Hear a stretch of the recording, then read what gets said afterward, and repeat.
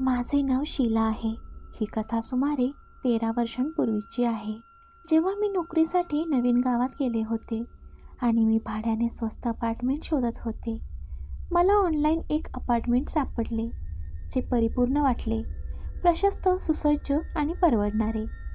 घरमालकाने सांगितले की ते ताबडतोब उपलब्ध आहे. त्याने मला दरमहा भाडे रोखीने भरण्यास सांगितले. मला वाटले की मी जॅकपॉट मारला आहे. मी दुसऱ्या दिवशी सकाळीच तिथे शिफ्ट झाले.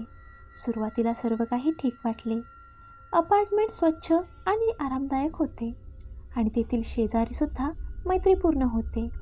मी माझे सामान अनपॅक केले आणि स्थायिक झाले. आता मी नवीन जीवन सुरू करण्यास उत्सुक होते.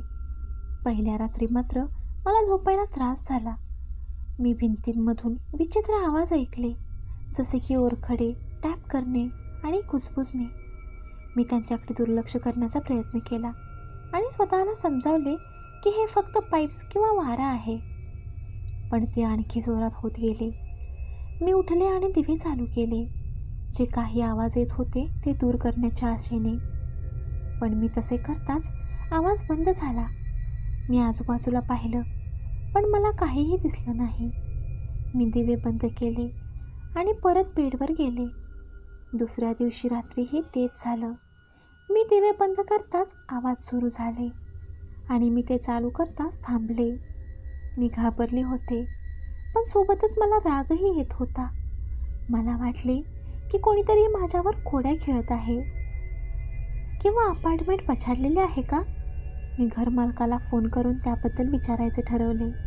मी त्याला आवाजांबद्दल सांगितले आणि त्याला विचारले की ते कशामुळे होत आहे हे माहीत आहे का? तो क्षणभर थांबला आणि मग हळू आवाजात म्हणाला, "अरे, तुम्ही पण ऐकलत." मला माझ्या मणक्यातून थंडी वाहत असल्याचे जाणवले. "तुम्हाला काय म्हणायचे आहे?" मी विचारले. त्याने उसासा टाकला आणि म्हणाला, "हे बघा, मला माफ करा. मी तुम्हाला हे आधी सांगितले नाही, पण अपार्टमेंटचा एक इतिहास आहे. काही वर्षांपूर्वी एक तरुण स्त्री तिथे राहत होती आणि तिच्या प्रियकराने तिची बेरहमीने वार करून हत्या केली होती. त्याच बेडरूममध्ये तिचा मृत्यू झाला होता. नंतर पोलिसांनी तिच्या प्रियकराला तुरुंगात टाकले होते. तुमच्या आधीही तिथे राहणाऱ्या बऱ्याच लोकांना हे आवाज ऐकू आले होते." मी श्वास घेतला आणि माझे हृदय धडधडत असल्याचे मला जाणवले. "तुम्ही खरं बोलत आहात का?" मी विचारले. तो म्हणाला, "होय, मला हीच भीती वाटत होती. अपार्टमेंट त्यांच्या आत्म्याने पछाडले आहे. ते रात्री आवाज करतात, जिवंत लोकांशी संवाद साधण्याचा प्रयत्न करतात, किंवा कदाचित ते त्यांना चेतावणी देण्याचा प्रयत्न करतात. मी त्या आत्म्यांपासून मुक्त होण्याचा प्रयत्नही केला आहे, पण मी त्यात यशस्वी झालो नाही बहुतेक." मी अवाकच झाले. मी जे ऐकत होते त्यावर माझा विश्वासच बसत नव्हता. मला असे वाटले की मी एका भयानक स्वप्नात आहे. मी त्याला विचारले, "हे तू मला आधी का नाही सांगितलेस? तू मला आत का जाऊ दिलेस?" तो म्हणाला, "मला माफ करा. मला पैशांची गरज होती आणि तुम्ही एक चांगल्या स्त्री दिसत होता. मला वाटले की ते गेले असतील आणि तुम्हाला कधीच त्रास देणार नाहीत, किंवा कदाचित तुम्ही त्यांना हाताळू शकाल." मी फोन कट केला आणि रागाने फेकून दिला. मी चिडले होते आणि सोबत खूप घाबरलीही होते. मला तिथून लवकरात लवकर बाहेर पडायचे होते. मी माझी सुटकेस पकडली आणि दाराकडे पळत सुटले. पण नॉबला हात लावताच पुन्हा आवाज सुरू झाले. फक्त यावेळी ते नेहमीपेक्षा मोठ्याने आणि संतप्त होते. मी ओरडणे, रडणे आणि हसणे ऐकले. मी असे शब्द ऐकले जे मला समजू शकत नव्हते, परंतु मला माहीत होते की ते शाप आणि धमक्या आहेत. मी धातूवर धातू खरडण्याचा आवाज ऐकला आणि मला जाणवले की तो चाकूचा आवाज आहे. मला भीतीची लाट जाणवली. मला माहीत होते की मला पळून जावे लागेल. मी दरवाजा ढकलला आणि पायऱ्यांवरून खाली पळत सुटले. मला कोणी पाहिले किंवा ऐकले याची मला पर्वा नव्हती.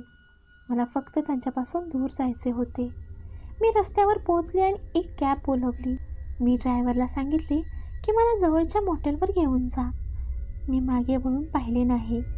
मी रात्र एका मॉटेलच्या खोलीत घालवली, थरथरत आणि रडत. मला झोप येत नव्हती. माझ्या डोक्यात त्यांचा आवाज ऐकू येत राहिला. मला आश्चर्य वाटले की ते माझ्या मागे येतील का, की ते अपार्टमेंटमध्येच राहतील. मला वाटले की त्यांना कधी सुटका मिळेल का, किंवा ते या जागेवर कायमचा छळ करत राहतील. दुसऱ्या दिवशी सकाळी मी घरमालकाला फोन करून पैसे परत करण्याची मागणी केली आणि त्याला सांगितले की मी परत येणार नाही. तो घाबरलेला आणि अपराधी वाटत होता. तो म्हणाला की मला माफ करा आणि तो मला पैसे पाठवेल. त्याने मला घडलेल्या प्रकाराबद्दल कोणालाही सांगू नका असे सांगितले. मी फोन ठेवला आणि माझ्या वस्तू पॅक केल्या. मी मोटेलमधून बाहेर पडलो. मी माझ्या गावी परत जाऊन दुसरी नोकरी शोधण्याचा निर्णय घेतला.